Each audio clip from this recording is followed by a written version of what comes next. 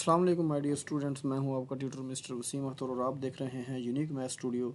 Students, आज के इस लेक्चर में हम inter part 1 mathematics chapter number 2 के एमसीक्यू स्टार्ट करने जा रहे हैं।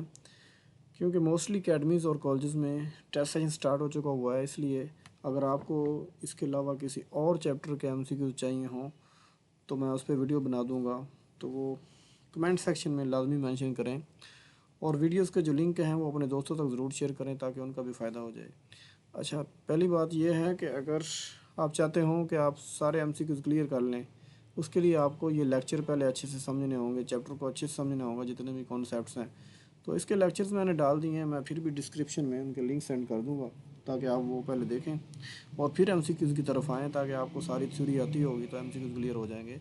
तो आएँ अपने लेक्चर का आगाज़ करते हैं। बिस्मिल्लाहिर्रहमानिर्रहीम। स्टूडेंट्स, पहला एमसीक्यूज़ है, the term function was recognized by. तो आपने उस मैथमेटिशियन का नाम बताना है जिसने फंक्शन की टर्म को रिकॉग्नाइज करवाया था, तो वो है लेबनीज।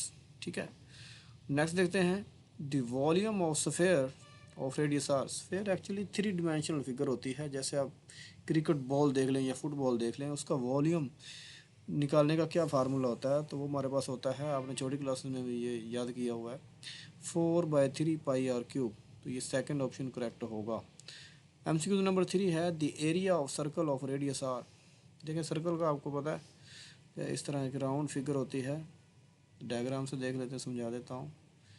ये हमारे पास सर्कल है, ये सेंटर से लेकर जो बाउंड्री तक का डिस्टेंस है ये होता है रेडियस, और हम फाइंड करना चाहते हैं एरिया। अब एरिया क्या है, ये जो सर्कमफ्रेंस के अंदर पोर्शन आ जाता है इसको हम एरिया बोलते हैं। तो ये वाला एरिया कैसे फाइंड करें, तो स्टूडेंट उसके लिए फार्मूला होता है पाई और रेडियस का स्क्वायर, तो पाई आर स्क्वायर। इसके अकॉर्डिंग हमारा जो ऑप्शन होगा वो ऑप्शन होगा डी। तो इसलिए ये डी ऑप्शन हमारा करेक्ट है, मैं इस पर निशान लगा देता हूँ। नेक्स्ट एमसीक्यूज नंबर 4 है हमारे पास। इसमें कहता है, द सर्कमफ्रेंस और perimeter of circle of radius R is given. देखें स्टूडेंट, यही सर्कल जो मैंने ड्रा किया इसको कंसीडर करें, इसका ये रेडियस है। पेरीमीटर एक्चुअली होता है यहाँ से लेके यहाँ तक जब वापस आओगे तो सारी बाउंड्री जो सर्कल की होती है इसको पेरीमीटर बोलते हैं। तो वो स्टूडेंट होता है 2 पाई r। ठीक है, 2 पाई ये सारा होता है आपके पास और मल्टीप्लाई रेडियस। तो इसका जो करेक्ट ऑप्शन होगा वो हमारे पास आ जाएगा 2 पाई r, A option. Okay, next MCQ number 5, the area of square of side x.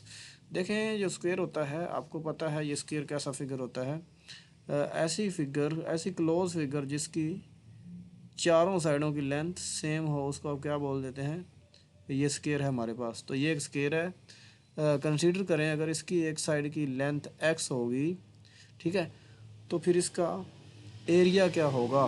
तो आपने इसके एरिया का फार्मूला पढ़ा हुआ है, एरिया इज इक्वल टू कोई सी दो साइडों का स्क्वायर कर मल्टीप्लाई ले लें, प्रोडक्ट। तो पहली साइड x है, ये भी x है, क्योंकि इसमें सारी साइडों की लेंथ सेम होती है। तो ये हो जाएगा, जब बेस सेम हो और मल्टीप्लाई तो पावरें ऐड हो जाती हैं, तो area is equal to X square. तो इसलिए हमारा जो करेक्ट ऑप्शन होगा वो ये सेकंड वाला होगा, एक्स स्क्वायर। तो ये होगा एरिया का आंसर। और next students, MCQ number 6, the perimeter of square. Student, perimeter सुन लें, इसकी डेफिनेशन क्या होती है। पेरीमीटर की डेफिनेशन होती है the sum of all sides of any close figure. तो ये देखें, ये स्क्वायर जो होता है ये भी हमारे पास क्लोज फिगर होती है, इसकी 4 साइड्स हैं, एक्स ये है, एक्स ये है और एक्स ये है। अगर मैं चारों साइडों को ऐड कर दूं तो x plus x plus x plus x, तो ये स्टूडेंट्स हो जाएगा हमारे पास 4x। इसलिए हमारा जो करेक्ट ऑप्शन होगा ये डी वाला होगा। Next MCQ number 7, the perimeter of a cube of side x। देखें, ये जो क्यूब होता है, ये मैंने इधर डायग्राम रखा हुआ है। क्यूब 3 डिमेंशनल एक फिगर होती है जिसमें तीनों साइडें इक्वल होती हैं। ठीक है, जैसे आप देख लें वो डाइस वाला जो होता है ना, वही देख लें बॉक्स। तो एक्चुअली पेरीमीटर अभी हम देख के आए हैं कि सारी साइडों का जितने भी इसके ये कोने होते हैं, ठीक है, ये एजेस होते हैं, इनका सम करना है। अब ये क्यूब एक्चुअली ये क्यूब है, इसकी अगर सारी साइडें मैं आपको काउंट करवाऊँ तो आए काउंट करते हैं, उसका सम करना है ना हमने, 1 2 ओके 3 4 5 6, ये बाहर वाले 6 साइडें होंगी आपके पास, 7 8 9 10 11 और एक साइड हमारे पास ये रहेगी 12।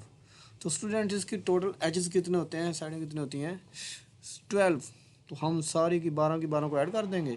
अगर किसी एक साइड की लेंथ x है तो इसमें सारी सेम होती हैं, तो 12 टाइम ऐड करोगे तो 12x आ जाएगा। इसलिए हमारा जो पेरीमीटर होगा क्यूब का वो होगा 12x। That's why D option is correct one. The volume, next MCQ number 8, the volume of a cube of side x। तो देखें वॉल्यूम का जो फार्मूला होता है ना क्यूब का, ये होता है length multiply by width multiply by height. अब इसमें लेंथ भी सेम है, विड्थ भी सेम है, हाइट भी, तो x मल्टीप्लाई x, तो ये हो जाएगा x cube. That's why B option is correct one. आगे MCQ number 9, the surface area of a cube of side x is. तो अब हमने सरफेस एरिया निकालना है। देखें स्टूडेंट, इसके जो फेसेस होते हैं ना, टोटल फेसेस वो हमारे पास 6 होते हैं। अगर आप यहाँ पे इमेजिन करें, यहाँ पे आपको सही नज़र नहीं आ रहा होना, एक लेफ़्ट साइड पे, एक राइट साइड पे, एक इधर इस साइड पे, एक इस साइड पे, बाकी 2 साइडें, एक ऊपर की तरफ और एक इधर बॉटम नीचे की तरफ, 6 साइडें होती हैं। तो अगर मैं एक साइड का ये एरिया फाइंड करना चाहूँ, सही है, तो ये समझिएगा, तो एक साइड का एरिया होता है, कोई सी 2 साइडों को मल्टीप्लाई करवा दें, ठीक है, तो x मल्टीप्लाई x स्क्वायर हो जाएगा। तो ये हमारे पास आ जाएगा एक्चुअली वन फेस का, एक फेस का एरिया आ जाएगा, लेकिन इसके 6 होते हैं इसलिए 6 से मल्टीप्लाई करवाना पड़ेगा।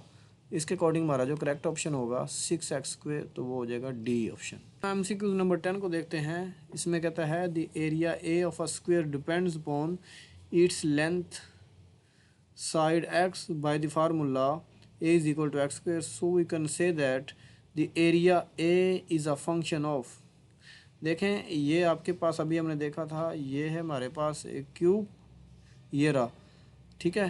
तो अब अगर आप एरिया निकालना चाहते हैं तो एरिया तो डिपेंड कर रहा है इसकी साइड पे। अगर साइड बड़ा करोगे साइड को तो ये स्क्वायर बड़ा बनेगा, जब स्क्वायर बड़ा बन जाएगा तो अंदर वाला पोर्शन ज़्यादा हो जाएगा, तो एरिया भी ज़्यादा हो जाएगा। इसका मतलब है एरिया डिपेंड करता है किसी एक साइड एक्स पे, ठीक है। ये हमने फंक्शन में वेरिएबल पढ़े थे, आगे ये MCQ आते हैं तो हम देखते हैं। तो एनीवे इसका जो करेक्ट ऑप्शन होगा वो हमारे पास होगा एक्स, कि एरिया किस पे डिपेंड करता है, एरिया किसका फंक्शन है, साइड एक्स का। नेक्स्ट स्टूडेंट्स हम देखते हैं MCQ number 11, the volume V of a sphere depends upon its radius r by the formula, so we can say that volume is a function of। देखें student ये 4/3 constant value pi constant है, तो ये भी radius पे depend करता है, इसलिए तो ये रेडियस का फंक्शन है। Volume is a function of radius. 12, the perimeter P of a square as a function of its area A। तो ये स्टूडेंट्स एक प्रॉब्लम है, ये में भी आपका शॉर्ट क्वेश्चन भी है। तो पेरीमीटर फंक्शन होगा, आपको पता है स्क्वायर का जो पेरीमीटर अभी हम डिस्कस करके आए हैं वो चारों साइडों को ऐड कर देंगे, x plus x plus x plus x, जब ऐड करेंगे तो ये हो जाएगा 4x, ठीक है।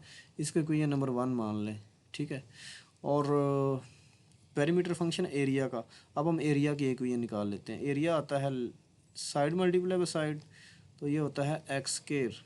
हम क्या करेंगे, क्योंकि पेरीमीटर फंक्शन है इसको इनपुट देंगे, ये तो डिपेंड कर रहा है एरिया पे, इसलिए ये एक्स की वैल्यू ख़त्म करेंगे। हम क्या करते हैं, तो यहाँ एक्स की वैल्यू निकाल लेते हैं। यहाँ एक्स स्क्वायर है तो मैं दोनों तरफ अगर स्क्वायर रूट ले लूँ, इसके स्क्वायर रूट आ जाएगा और उसका लेंगे तो कैंसिल हो जाएगा, तो ये एक्स की वैल्यू आ गई। इसको हम पुट कर देते हैं इधर, तो perimeter is equal to 4 as it is, और एक्स की जगह हम √a डाल देते हैं, इसलिए हमारा जो करेक्ट ऑप्शन होगा वो आप देख सकते हैं 4 टाइम अंडर, ये सी ऑप्शन बनेगा, ये वाला, दिस वन। नेक्स्ट स्टूडेंट्स हम देखते हैं MCQ नंबर 13, खाली जगह इज़ अ रूल और correspondence relating to sets in such a way that each elements in first set corresponding to one and only one element in second element। तो actually my dear students, ये function की definition लिखी हुई है कि function एक ऐसा rule होता है, एक ऐसी क्रॉसपोंडेंस होती है, ठीक है, जिसमें हम ये डोमेन का सेट है x और ये रेंज का सेट है y। इधर से एक एलिमेंट उठाते हैं, उसकी मैपिंग करवा देते हैं इधर किसी एक एलिमेंट y के साथ, ठीक है। तो ये होता है हमारे पास फंक्शन। तो इसका करेक्ट ऑप्शन होगा कि अ फंक्शन इज़ अ रूल। तो आप क्या लिखेंगे, a function. So D is a correct option. देखो स्टूडेंट्स, हमने फंक्शन की डेफिनेशन डिटेल में पढ़ी है लेक्चर में कि फंक्शन एक ऐसा रूल होता है जिसमें इधर का एक एलिमेंट उधर के एक एलिमेंट के जाके साथ मैप करता है। अगर ये कंडीशन सेटिस्फाई करवाता है, यूनिक इमेज बनता है, तो हम कह देते हैं ये जो रिलेशन है ये फंक्शन है। तो नेक्स्ट है MCQs number 14, a function F from a set X to Y, यही कंसिडर कर लें, इज़ अ रूल और correspondence that assigns to each element X in X खाली जगह एलिमेंट वाई इन वाई। तो आप नीचे ऑप्शन है यूनिक, मल्टीपल। तो अभी हमने डेफिनेशन पढ़ी, a function is a rule that take one value from domain set X and maps to one one element of range. तो यूनिक इमेज बनेगा तो फंक्शन होगा, अदरवाइज नहीं होगा, फंक्शन ही नहीं होगा। इसलिए उसको वाई सेट में जाके सिर्फ एक ही इमेज, यूनिक इमेज बनाना होगा, इसलिए ये ऑप्शन करेक्ट होगा। नेक्स्ट 15 वाला है, if F is a function from X to Y then X is called. तो ये स्टूडेंट्स, ये वाला जो एक्स सेट होता है जहाँ से फंक्शन स्टार्ट लेता है, तो इसको बोलते हैं डोमेन सेट, ठीक है। और नेक्स्ट देखते हैं हम 16 है स्टूडेंट हमारे पास, MCQ number 16, if F is a function from X to Y then corresponding element Y in Y is called.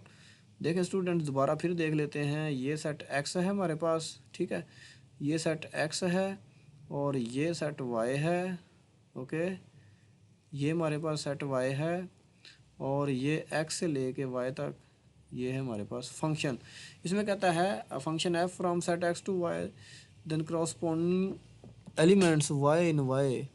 देखो स्टूडेंट्स, इधर ये जितने भी एक्स होंगे उधर ये कोई एलिमेंट वाई होंगे ना, उनके साथ इमेज बनाएंगे। जितने एलिमेंट इधर इमेज बन जाएंगे, कुछ के साथ इमेज नहीं भी बनेगी। तो जितने एलिमेंट के साथ इधर इमेज बनेगा, पेयरिंग होगी, वो इसकी रेंज होंगे। अगर हम ओवरऑल देखो पूरे सेट के सारे जो एलिमेंट्स हैं उसको हम कोड मेन पूरे सेट को बोलते हैं, लेकिन जितने रेंज में आएंगे उनको रेंज बोलते हैं। तो यहाँ पे भी वो वाई में वो वाले वाई ये एलिमेंट्स को रिप्रेजेंट कर रहा है जो इस सेट में होंगे, तो वो एक्चुअली उसकी बनेंगे रेंज, इसलिए करेक्ट ऑप्शन होगा रेंज।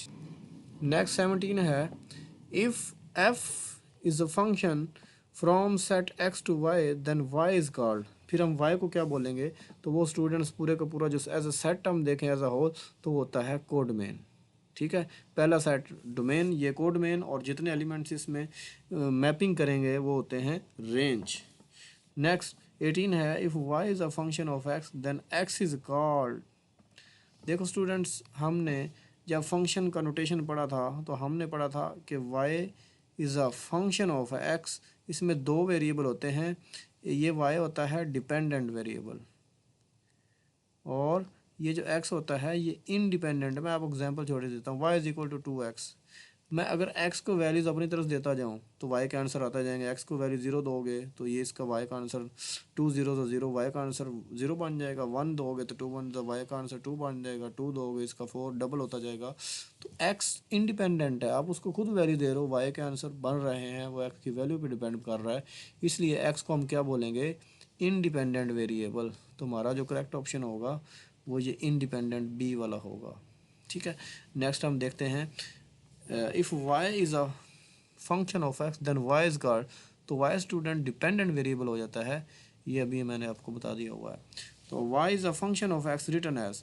अगर आपको को बोल दे कि y x का फंक्शन है तो इसको लिखोगे कैसे मैथमेटिकली, तो ये हमें आइलर ने बताया था कि y इज़, उसने नोटेशन दिया था, एक स्विस मैथमेटिशियन है आइलर, वो कहता है y is a function of x, इस तरह उसको नोटेशन दें रिटर्न एज। तो ये फिर हमारा करेक्ट ऑप्शन होगा y is equal to F of this one. तो ये D is a correct option. 21 है, the symbolic way to write the statement y is a function of x as Y is equal F of X was invented by, तो वो मैंने अभी आपको already बता दिया है। तो स्विस मैथमेटिशियन था आइलर, उसने ये हमें नोटेशन दिया था सेट को, फंक्शन को लिखने का। नेक्स्ट स्टूडेंट्स हम देखते हैं 22 वाला, ये बड़ा मज़े का है, इसको समझिएगा और ये बड़ा इंपॉर्टेंट भी लग रहा है। कहता है absolute of x minus one अगर इक्वल हो वन माइनस एक्स के, देन फिर इसका सोल्यूशन क्या होगा, एक्स कैसा होगा, एक्स का बिहेवियर हमने बताना है। स्टूडेंट इसको सोल्व करने के मल्टीपल ऑप्शंस हैं हमारे पास, लेकिन मैं जो सबसे इजी वाला वो देखूंगा। एब्सोल्यूट आपको पता है ये कोई नेगेटिव हो मैग्नीट्यूड या लेंथ तो उसको पॉजिटिव करता है, तो हम सारे ऑप्शन इसमें डालते हैं। जैसे आप चेक नहीं करते कि ये डालें, अगर सेटिस्फाई हो गया तो ये ऑप्शन बन जाएगा, आंसर आ जाएगा। ये एक रूट दिया हुआ है, ये कहता है अगर x ग्रेटर देन 1 हो तो क्या ये इक्वल हो जाएंगे, इसका एब्सोल्यूट इसके इक्वल। तो हम 1 से ग्रेटर एक वैल्यू इसमें डाल देते हैं और देख लेते हैं। चलिए मैं 2 डाल देता हूँ, तो 2 माइनस 1 एब्सोल्यूट है, उधर भी डाल दें वैल्यू, तो 1 माइनस 2 डाल रहा हूँ ना x की जगह ये, तो ये आ जाएगा 1 absolute is equal to minus 1 absolute, plus को प्लस ही रहने देता है। तो भाईजान ये इक्वल नहीं आया, तो इसका मतलब है ये इसका आंसर नहीं होगा। नेक्स्ट सेकंड ऑप्शन है x लेस देन 1, अब 1 से छोटा क्या है 0, मैं 0 पुट डाल के देख लेता हूँ इसमें, तो 0 माइनस 1 का एब्सोल्यूट और इधर 1 माइनस 0, ये माइनस 1 ना आ जाना, एब्सोल्यूट उसको पॉजिटिव कर देगा, तो 1 इज इक्वल टू 1 दिस, ये ऑप्शन है। लेकिन इधर आप डी ऑप्शन में देखें बी और सी दोनों है, तो हम इसको भी देख लेते हैं। अगर मैं x 0 पुट कर दूँ तो 0 माइनस 1 एब्सोल्यूट वो इक्वल आएगा 1 माइनस 0, तो माइनस 1 आंसर आना, एब्सोल्यूट उसको कर देगा पॉजिटिव, तो ये भी 1 इज इक्वल टू 1। इसका मतलब है ये भी ठीक है, हम इन दोनों को कंबाइन करके डी में कह सकते हैं बी और सी दोनों ही ठीक हैं। होपफुली स्टूडेंट्स आपने ये कॉन्सेप्ट समझ लिया होगा। नेक्स्ट 23 को देखते हैं। ये है हमारे पास कि if F of X is a function absolute of x minus 3 the range, तो स्टूडेंट्स रेंज वो होती है जो हम इनपुट देने से हमारे बदले में जो वैल्यूज़ आती हैं आउटपुट, उनको रेंज बोलते हैं। देखो एब्सोल्यूट क्या करता है, नेगेटिव को पॉजिटिव, तो कोई भी नेगेटिव आंसर आएगा उसको पॉजिटिव कर देगा, नेगेटिव रेंज आंसर होगा ही नहीं। ज़ीरो ज़रूर हो सकता है जब आप 3 पुट करोगे एक्स की वैल्यू, 3 माइनस 3 0, 0 का एब्सोल्यूट 0, सबसे छोटा जो आंसर आएगा 0 और 0 इंक्लूड होगा। इसके लिए ये हमने इंटरवल पढ़े थे, अभी बाद में ये आने भी वाले हैं। इसको ओपन बोलते हैं क्योंकि 0 इंक्लूड है और सारे पॉजिटिव आंसर आएंगे 1 2 3 4 5, ये पॉजिटिव इन्फिनिटी की तरफ जा रहे हैं, जो कि आप ओपन इंटरवल लिखेंगे क्योंकि इन्फिनिटी एक ऐसा नंबर जिसको हम डिफाइन नहीं करते, इसका हमें पता ही नहीं, तो एंड पॉइंट इंक्लूड हमने नहीं करने, इसलिए ये आ जाएगा हमारे पास ए ऑप्शन। नेक्स्ट स्टूडेंट 24 पे है, अगर F of X is equal to under root of X plus 2 हो तो फिर इस एफ इनवर्स की रेंज क्या होगी।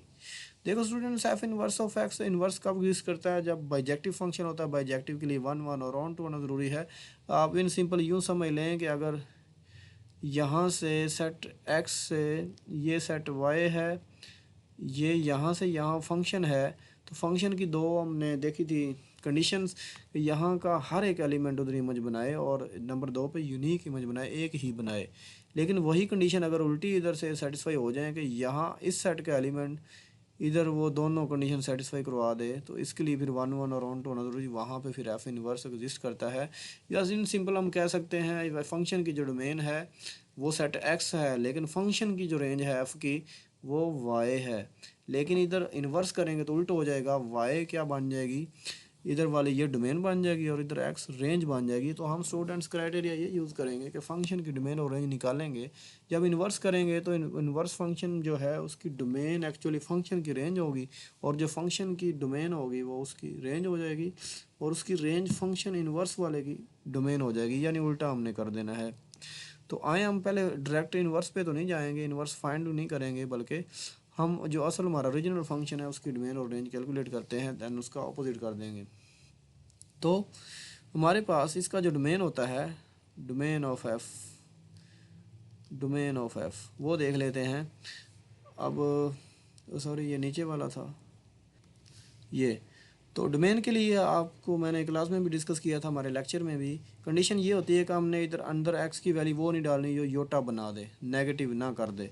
इसलिए हम कह सकते हैं कि डोमेन के लिए हमें क्या पुट करना पड़ेगा कि जो भी अंदर रूट के अंदर हो वैल्यू वो या तो ग्रेटर हो या इक्वल हो 0 के। यहाँ हम देख लेते हैं वो एक्स कैसा होगा, तो एक्स ग्रेटर और इक्वल होगा -2 के। इसका मतलब डोमेन फंक्शन की क्या हुई, अब -2 के इक्वल होगा, इसका मतलब -2 इंक्लूड है और उससे ग्रेटर नंबर है। -2 इंक्लूड है तो ये क्लोज इंटरवल। अब इससे ग्रेटर नंबर क्या हो सकते हैं, -1 0 +1 2 3, हम पॉजिटिव इन्फिनिटी की तरफ जा रहे हैं। अब स्टूडेंट्स ये जो अंडर रूट वाले फंक्शन है ये नेगेटिव आंसर देंगे ही नहीं, क्योंकि हमने ऐसी इनपुट देनी नहीं जो नेगेटिव अंदर आंसर दे दें अंडर रूट के अंदर। इसलिए इसका जो सबसे छोटा आंसर होगा, और ये अंडर रूट वाले सारे फंक्शंस के लिए इसकी रेंज जो है, रेंज ये फिक्स होती है। ठीक है, रेंज क्या होती है, सबसे छोटा आंसर हमने 0 लाना होता है और ये सारे पॉजिटिव आंसर आएंगे, क्योंकि नेगेटिव हमने ऐसी इनपुट ही नहीं दी थी कि, क्योंकि उससे योटा बन जाएगा, वहाँ पे फंक्शन डिफाइन नहीं रहेगा, वो एक कम्प्लेक्स नंबर आंसर देगा आपको आउटपुट।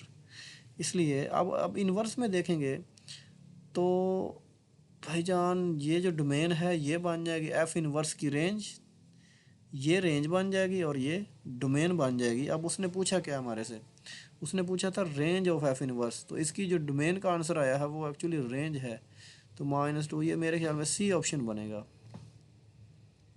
नेक्स्ट हम देख लेते हैं 25 में कहता है ये फंक्शन और डोमेन एफ इनवर्स। मेरे ख्याल में ये पिछला क्वेश्चन है, वहाँ पे फंक्शन की जो रेंज आई है वो इसकी डोमेन बनेगी। तो फंक्शन की जो रेंज आई थी हमारे पास वो थी 0 से पॉजिटिव इन्फिनिटी, लेकिन इन्वर्स में ये क्या बन जाएगी, डोमेन 0 से पॉजिटिव इन्फिनिटी, तो A option is correct one. Next student 26 को हम देख लेते हैं। 26 में कहता है कि domain of F of x, तो डोमेन वो इनपुट वैल्यूज़ होती हैं जिन पे फंक्शन डिफाइन रहता है। डोमेन के लिए हम जब रैशनल फंक्शन हो तो स्टूडेंट्स उसका तरीकाकार ये होता है कि आप क्या करेंगे, डिनोमिनेटर में हमने 0 नहीं होने देना।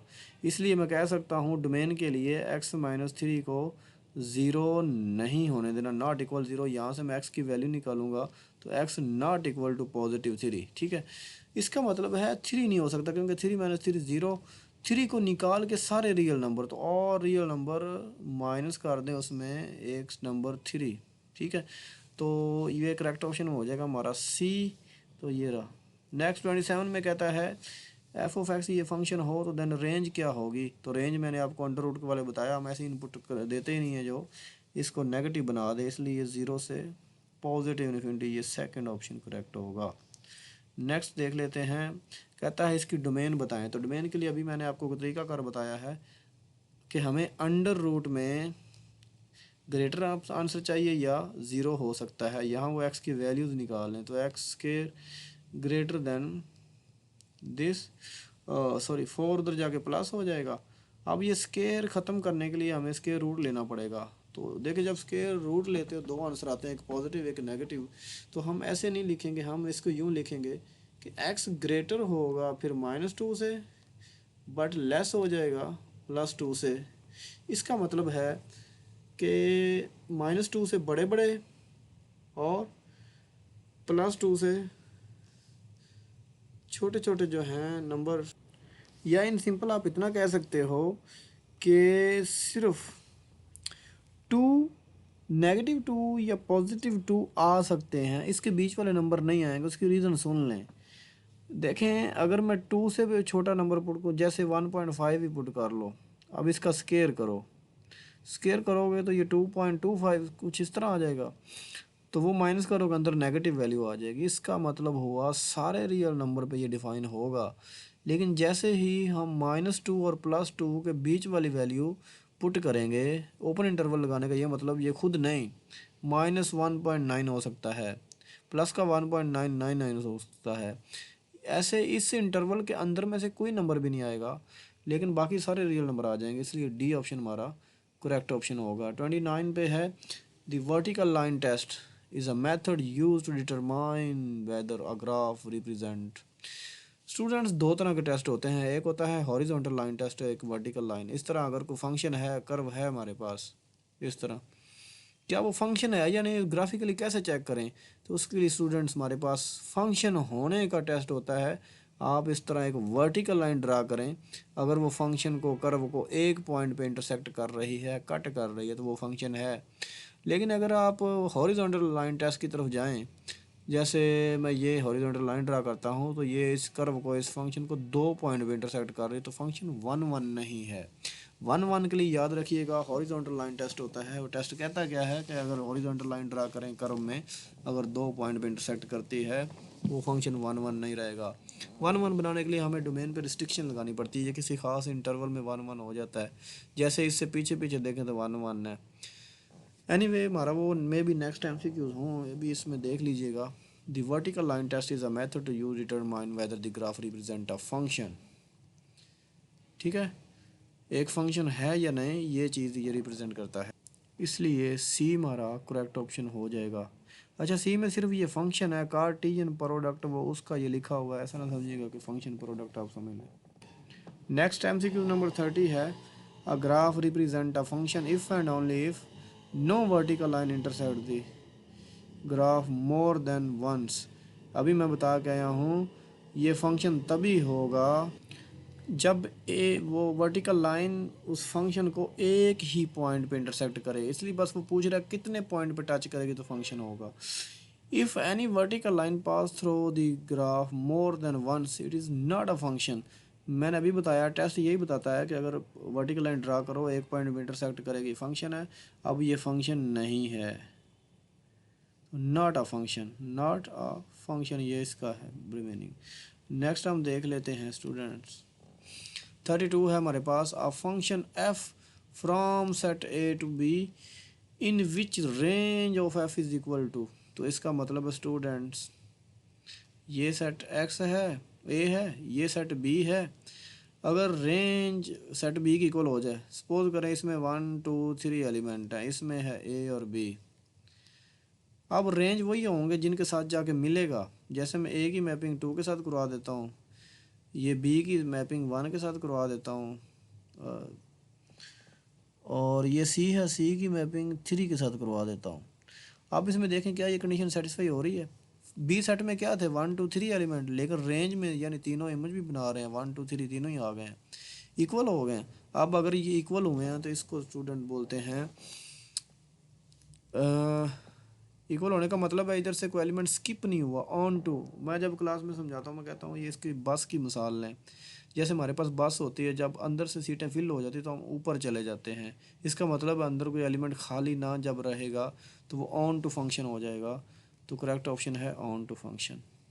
अ function f from a to b in which range f is subset of b। Subset का मतलब इधर आपको खाली रह जाएगा, जब खाली रह जाएगा इसके अंदर सीट पड़ी होगी, ठीक है, आप इसके अंदर बैठ सकते हो, फिर इनटू फंक्शन बन जाएगा। यहाँ से आप याद रख सकते हैं, तो ये इनटू। आगे 34 में है, function f from a to b in which range elements are non repeated. अब रेंज वाले रिपीट ही ना हो, यानी रेंज में एक एक बने, ठीक है, तो उस फंक्शन को आप फिर 1 to 1 बोलेंगे ना। 1 to 1 यानी एक के साथ इधर एक आ रहा है, रेंज में रिपीट नहीं ना हो रहा, ऐसा नहीं हो रहा कि ये एलिमेंट इसके साथ ही बना रहा है और ये भी आगे इसी के साथ ही बना ले, तो ये फिर हो जाएगा हमारे पास। इसको फिर आप 1 to 1 या 1 1 फंक्शन बोल देते हैं, तो ये आ जाएगा हमारे पास 1 to 1 function.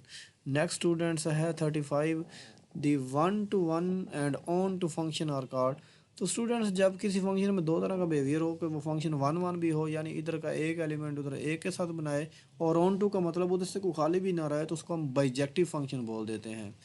The 1 1 1 to 1 and in to, इसको स्टूडेंट इंजेक्टिव फंक्शन बोलते हैं। अगर किसी फंक्शन में ये दो खसूसियत पाई जाएँ उसको इंजेक्टिव फंक्शन बोलते हैं।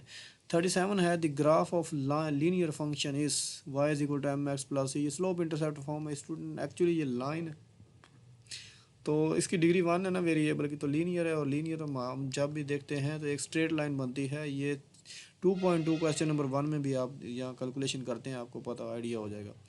The graph of quadratic function y those x, y order pair such that y is equal to X square plus B X plus C. तो ये स्टूडेंट्स क्वाड्रेटिक फंक्शन की जनरल फॉर्म बताई हुई, F of X is equal to होता है ना X square plus B X plus C. तो इसका जब आप ग्राफ बनाते हो तो माय डियर स्टूडेंट्स ये आपके पास एक पैराबोला बनती है इस तरह की, ठीक है, इसलिए कोई भी क्वाड्रेटिक फंक्शन होगा उसका ग्राफ क्या होगा, पैराबोला। आगे क्यूबिक आने वाला मैं इधर थोड़ा समझा दूँ, वो मे भी लास्ट वाला हमारा। जब क्यूबिक फंक्शन डिग्री 3 वाले का एमसीक्यू बनाते हो तो इस तरह वो बनती है, ये इस तरह शेप। तो इसको भी हम क्यूबिकल पैराबोला कह सकते हैं, वो मैं बाद में बताता हूँ, वो एंड पे आएगा। एनीवे तो आप फिर कह सकते हो ये हमारा करेक्ट ऑप्शन कौन सा है, पैराबोला। क्वाड्रेटिक फंक्शन का ग्राफ एक पैराबोला होती है।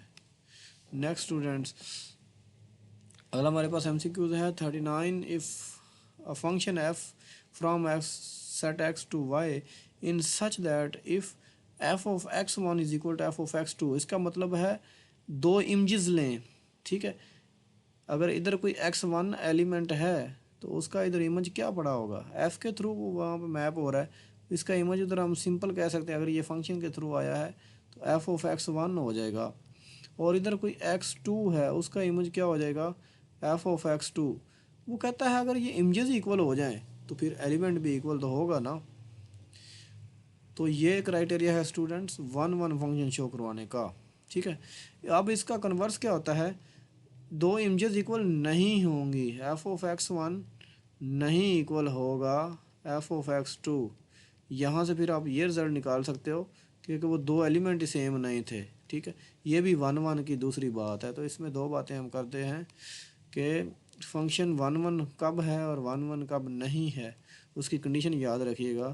तो इसलिए हम यहाँ कह सकते हैं हमारा करेक्ट ऑप्शन है 1 to 1, 1 to 1। और यही सेम बात है, अगर एलिमेंट इक्वल नहीं इसका मतलब इमेजेस इक्वल नहीं आएगी, देन भी फंक्शन क्या होगा 1 to 1 होगा, इक्वल होगा एलिमेंट्स तो इमेज इक्वल होंगे, इमेज इक्वल नहीं है तो एलिमेंट्स इक्वल नहीं होंगे। तो ये एक ही बात है। नेक्स्ट स्टूडेंट 41 वाला है हमारे पास, इसको हम देख लेते हैं। 41 में कहता है अगर ये एक फंक्शन है 2x+3, ये एक लीनियर फंक्शन है वैसे, where both of domain and codomain और real number, it is called. देखें स्टूडेंट्स, हमने ऑन टू फंक्शन देखा था कि इधर रेंज वाले हर एलिमेंट्स के लिए एक तो ये इसकी खसूसियत है, हम x की एक वैल्यू पुट करेंगे तो इधर एफ ऑफ एक्स को y भी आप बोलते हो ना, उसका एक ही आंसर आएगा। इसका मतलब है एक हमें डोमेन देने पे, एक इनपुट देने से एक आउटपुट मिल रही है, वन वन भी है, ठीक है। लेकिन ये ऑन टू भी है। ऑन टू का ये मतलब है कि डोमेन और रेंज इसकी इक्वल हो जाती हैं, यानी डोमेन के हर पॉइंट पे रेंज का भी एक पॉइंट मिलता है, तो ये वन वन भी हो जाता है, ऑन टू भी। इसलिए हम इन दोनों को मिला के कह सकते हैं डी ऑप्शन करेक्ट है, बोथ बी एंड सी। 41 वाले का फिर फाइनल आंसर हमारा क्या होगा, बोथ बी एंड सी। तो हम ये लगा देते हैं। नेक्स्ट स्टूडेंट 42 वाला है हमारे पास, a function in which variable appears as exponent. ऐसा फंक्शन जिनमें वेरिएबल पावर में आ जाए, ठीक है, उसको क्या बोलते हैं, तो वो स्टूडेंट्स एक्सपोनेंशियल फंक्शन। आपने एक्सपोनेंशियल इक्वेशन पढ़ी थी, वो भी कुछ इस तरह थी, तो ये एक्सपोनेंशियल फंक्शन हो जाएगा हमारे पास। नेक्स्ट स्टूडेंट्स है 43 में, in an open interval A and B. मैंने आपको क्लास में ये डिस्कस किया हुआ है, ओपन इंटरवल में ये एंड पॉइंट इंक्लूड नहीं होते, एक्सक्लूड होते हैं। तो A and B are excluded. In close interval A and B are included, इसमें दोनों शामिल होते हैं, एंड पॉइंट भी शामिल होते हैं। 45 में, a function which is defined by different expression over different interval of its domain is called. तो स्टूडेंट्स आपने इस तरह के फंक्शन पढ़े होंगे, मैं आपको समझाता हूँ फिर आपको ये बात माइंड में बैठ जाएगी। हमने इस तरह के फंक्शन पढ़े हैं, F of X is equal to, इस फंक्शन में दो तीन वैल्यू होती हैं, जैसे इधर एक्स है, इधर एक कांस्टेंट फंक्शन 4 है, इधर एक्स के -2 है, इधर 7 कंडीशन देती होती हैं। तो इनको बोलते हैं पीस वाइज, यानी एक टुकड़ा बना के किसी इंटरवल में ये इसकी वैल्यू होगी, ये होगी, ये होगी, इनको बोलते हैं स्टूडेंट्स पीस वाइज। तो वही बोल रहा है, ये पीस वाइज फंक्शन की डेफिनेशन ये एक्चुअली, कि कोई फंक्शन जो डिफरेंट एक्सप्रेशन हो, डिफरेंट इंटरवल पे डिफाइन, उसको पीस वाइज फंक्शन बोलते हैं। अ function in which highest power variable is 1। तो स्टूडेंट्स जिसमें वेरिएबल की पावर सबसे ज़्यादा 1 होती है उसको बोलते हैं लीनियर, 2 वाले को क्वाड्रेटिक, इस तरह 3 वाले को क्यूबिक, 4 वाले को बाई क्वाड्रेटिक, ये याद रखिएगा। 47 पे है, the graph of non horizontal non vertical line intersects. अच्छा स्टूडेंट्स, अगर कोई लाइन हॉरिजॉन्टल भी नहीं है, वर्टिकल भी नहीं है, तो फिर उसका ग्राफ कहाँ, एक्सेस जो है कोऑर्डिनेट दो ही होती हैं, एक एक्स एक्सेस एक वाई एक्सेस, कहाँ कहाँ कट करेगा, कितने पॉइंट पे कट करेगा, तो हम ड्रा करके देख लेते हैं। पहले ये बात देखिए, अगर तो वो वर्टिकल लाइन हुई इस तरह, वर्टिकल लाइन फिर एक पॉइंट पे इंटरसेक्ट कर रही है, अगर हॉरिजॉन्टल लाइन है फिर भी एक पॉइंट पे, लेकिन अगर वो ना हॉरिजॉन्टल ना वर्टिकल तो फिर इस तरह टेढ़ी होगी। जैसे ही टेढ़ी हो जाएगी तो दोनों एक्सेस को टच करके जाएगी, 2 पॉइंट पे आपको टच करती नज़र आएगी, इसलिए इसका करेक्ट ऑप्शन होगा 2, 2 पॉइंट पे टच करती है। द ग्राफ ऑफ हॉरिजॉन्टल और vertical line intersect the coordinate axis at, देखो अगर हॉरिजॉन्टल है फिर भी 1, वर्टिकल है फिर भी 1, अब आएगा 1, तो 48 का हमारे पास ऑप्शन आ जाएगा 1। ठीक है, नेक्स्ट हम देखते हैं स्टूडेंट्स के 49 हमारे पास the point of intersection of linear function, intersection point क्या होगा विथ कोऑर्डिनेट एक्सिस। तो स्टूडेंट्स उसके लिए हम X intercept Y intercept, F of X को हम वाई भी बोलते हैं, तो Y is equal to 2x plus 6 लिख सकते हैं। वो पॉइंट्स निकालने के लिए मैंने आपको बताया था, एक्स इंटरसेप्ट के लिए वाई ज़ीरो पुट कर दें, जब आप वाई ज़ीरो पुट करोगे तो ये आ जाएगा 0 is equal to 2x plus 6, 6 उधर जाके माइनस होगा, बाद में 2 डिवाइड हो जाएगा तो x की वैल्यू आ जाएगी -6, उधर जाके 2 पे डिवाइड करो -3, यहाँ से एक हमें ऑर्डर पेयर मिलेगा -3, 0। स्टूडेंट्स एक्स वाई इंटरसेप्ट के लिए आप x ज़ीरो पुट कर देंगे, जब x आप ज़ीरो पुट करोगे तो y का आंसर आ जाएगा 6, यहाँ से भी एक ऑर्डर पेयर बना सकता हूँ 0,6। तो स्टूडेंट्स ये दो हमारे पास पॉइंट ऑफ इंटरसेक्शन है, 0,6 और -3,0, 0, -3,0, -3,006, ये नेगेटिव है, ये नहीं -3, ये डी वाला करेक्ट होगा हमारी कैलकुलेशन के अकॉर्डिंग। तो नेक्स्ट हम देखते हैं 50th है the points of intersection of linear function. इसी तरह देख लीजिएगा, मैं अब ये कैलकुलेशन लंबी नहीं करता, थोड़ी सी डायरेक्ट करता हूँ। ये हमारा एक्चुअली y है, ये है 2x - 1, अगर मैं y ज़ीरो पुट कर दूँ तो x का आंसर आ जाएगा 1/2। ठीक है, तो 1/2, 0 y की वैल्यू ये आ जाएगी। अगर मैं x ज़ीरो पुट कर दूँ, अगर मैं x को ज़ीरो पुट करता हूँ तो y का आंसर 4 -1 आ जाएगा। तो ये दो पॉइंट्स आए हैं 1/2 और 0, -1, ये पहला तो नहीं होगा 0, -1, ये सी ऑप्शन स्टूडेंट्स इसका करेक्ट होगा। नेक्स्ट हम देखते हैं 51st the point of intersection of this and this. ये मैंने क्लास में थोड़ा सा लेंथी मेथड समझाया था, लेकिन अब मैं आपको बताता चलूँ इसका शॉर्ट मेथड भी है। आप जैसे वो दोनों को इनको ऐड और सब्ट्रैक्ट करते थे, इस तरह ही आप जो एक्स और वाई की वैल्यू लेके आनी है ना पॉइंट ऑफ इंटरसेक्शन लाने के लिए, इधर भी इसको भी रख लें -x + 6, दोनों को ऐड करूँगा तो y कट जाएगा। अच्छा, मतलब सब्ट्रैक्ट करना है, साइन चेंज हो जाएंगे, इसका प्लस हो जाएगा इसका माइनस, तो ये आपस में कट जाएंगे और ये 3x प्लस तो ये 4x। अच्छा, इधर रह जाएगा 0 और इधर रह जाएगा -4, पहले 4 उधर जाएगा प्लस का हो जाएगा, बाद 4 डिवाइड होगा तो 1, तो x की वैल्यू आ गई 1। ये x की वैल्यू मैं किसी भी इक्वेशन में जाके पुट कर देता हूँ, जैसे मैं चलें इसमें पुट कर देता हूँ, ये ज़्यादा इजी हो जाएगी। तो y का आंसर हमें मिल जाएगा -1 + 6, तो y का आंसर आ जाएगा 5। तो हमें पॉइंट ऑफ इंटरसेक्शन मिल गया x, y का होता है ना, तो 1,5, तो 1,5 आ जाएगा हमारा करेक्ट ऑप्शन। तो स्टूडेंट इसी तरह ही आपने ये सोल्व करना है। जब आप सोल्व करेंगे, अभी आप सोल्व करें तो आपका आंसर आना चाहिए 0,5। ठीक है, इसको देख लीजिएगा। नेक्स्ट जो है 53 a line and a parabola can either intersect at a point. देखो स्टूडेंट्स, एक लाइन और पैराबोला का ग्राफ अभी आपने बनाना सीखा है। ये एक्सरसाइज 2.2 जब आप करेंगे ना, उसके नीचे पार्ट्स आएंगे उसमें। ठीक है, अगर कोई पैराबोला बनती है इस तरह की, अब एक लाइन इसको कैसे कैसे इंटरसेक्ट कर सकती है, तो स्टूडेंट वो 3 केस हैं। देखो फ़र्ज़ करें अगर ये एक लाइन है, ये लाइन का ग्राफ इस तरह बन जाता है, ये वाला, क्या ये कहीं टच कर रही है? नहीं ना। अब दूसरी पॉसिबिलिटी यही है कि ये लाइन इस तरह भी हो सकती है। ठीक है, यहाँ आप देखेंगे, थोड़ा सा फोकस करेंगे तो ये एक पॉइंट पे इंटरसेक्ट कर रही है। अब ये लाइन इस तरह की भी हो सकती है। तो इस केस में एक पॉइंट ये है, एक पॉइंट ये, तो स्टूडेंट्स तीनों पॉसिबिलिटी हैं, नहीं भी इंटरसेक्ट कर सकती, एक पॉइंट पे भी कर सकती है, 2 पे भी कर सकती है। तो ये 1, 2 नो नहीं भी कर सकती। इसका मतलब ये तीनों ऑप्शन सही हैं, क्योंकि 1 पे भी कर सकती है, 2 पे भी, और नहीं भी कर सकती। तो ऑल ऑफ दीज हम कह सकते हैं। 54 पे है, if a line intersect the parabola at only one point then it is called. अच्छा, आपने सर्कल के केस में 10th में लाइन की डेफिनेशन पढ़ी थी टेंजेंट की। ऐसी लाइन जो सर्कल को एक पॉइंट पे इंटरसेक्ट करती है उसको टेंजेंट लाइन। तो ऐसी लाइन जो पैराबोला को एक पॉइंट पे टच करेगी वो भी क्या होगी, tangent line. Okay, next 55 MCQs है। इफ़ एच के is the vertex, vertex student बोलते हैं जहाँ पैराबोला अपना बिहेवियर चेंज करती है। ये देखो, ये टर्निंग पॉइंट, यहाँ पे ये टर्न ले रही है। इसको एच और के से हम रिप्रेजेंट करते हैं। एच उसका एक्स कोऑर्डिनेट होता है, वो एच फाइंड करने का फार्मूला होता है -b/2a। ठीक है, तो यही फार्मूला पूछ रहा है, वो याद कर लीजिएगा, तो वो ये ऑप्शन आ जाएगा हमारे पास।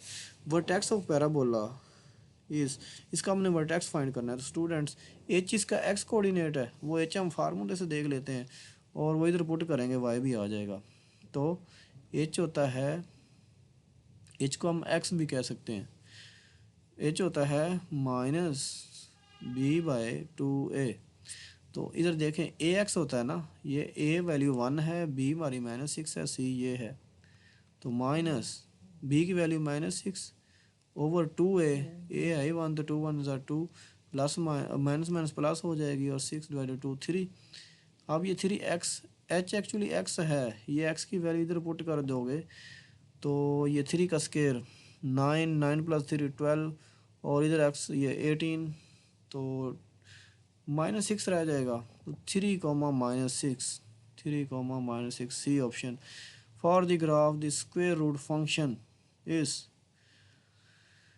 तो स्टूडेंट्स याद रखिएगा, जब भी आपने स्क्वायर रूट का ग्राफ बनाना है, मैंने क्लास में भी समझाया था, ये जो डोमेन का ध्यान रखना है। आप ऐसी डोमेन नहीं दे सकते ऊपर अंडर रूट है जो ये नेगेटिव करे, तो एक्स को हमेशा कितना होना चाहिए, या बड़ा होना चाहिए या इक्वल 0 के। तो ये कंडीशन इसकी होनी चाहिए, सेकंड ऑप्शन करेक्ट है।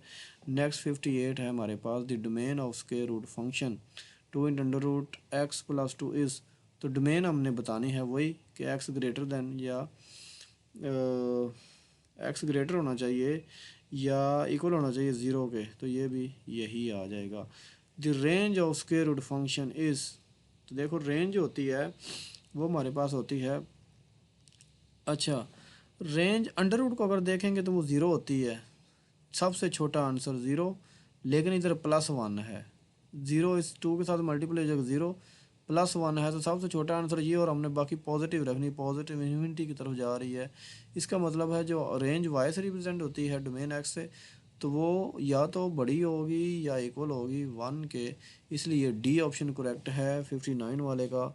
नेक्स्ट स्टूडेंट्स लास्ट है हमारे पास, और जो लास्ट है ये ऑलरेडी मैं बता भी चुका हूँ कि ये भी आपको याद आ जाएगा। The graph of cube root, cube root का ग्राफ जो होता है वो मैंने आपको बताया था, ये एक तरह से हमारे पास होता है क्यूबिकल पैराबोला, पैराबोला बनती है क्यूब की शेप की। तो उम्मीद करता हूँ आपको ये लेक्चर पसंद आया होगा, अपने दोस्तों के साथ ज़रूर शेयर कीजिएगा, अपना ख्याल रखें, अल्लाह हाफ़िज़।